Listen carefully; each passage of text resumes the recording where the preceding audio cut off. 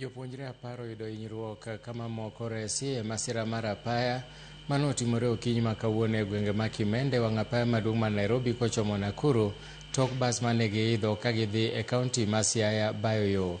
Kaluwore kod joneno, dereva mar basno chal ka gima nool kaluwore ni basno kende ema noyudo masira.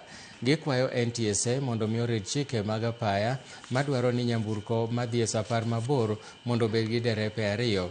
Jopuonjre manoyudo hinyruok oter e ute mag thieth ma Kijabe Mission Hospital kama moko to resi ka girito kony kod hocho.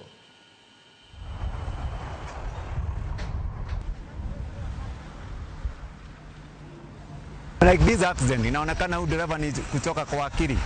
Maybe hata si kupenda kwake to cause this accident, but because of the tiredness in the cause this accident. So mimi kwa SACCOS, NTSA, wote long distance car they should have to drive us.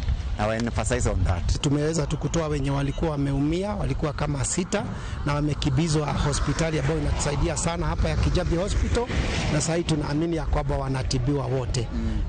Tungependa sana wawe waangalifu, hakikisha ya kwamba madrivers wetu wakifika Skodi Nairobi, kama mtu ametoka Western akifika Nairobi wanabadilisha huyo driver.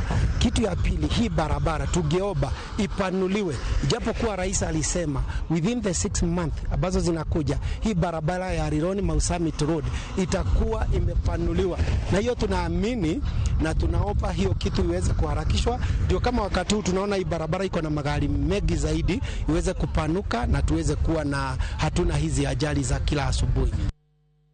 Familia moro mawuok e gweng' ma Etondo e kaunti ma Vihiga manyo ratiro ne nyathigi manyako manochiel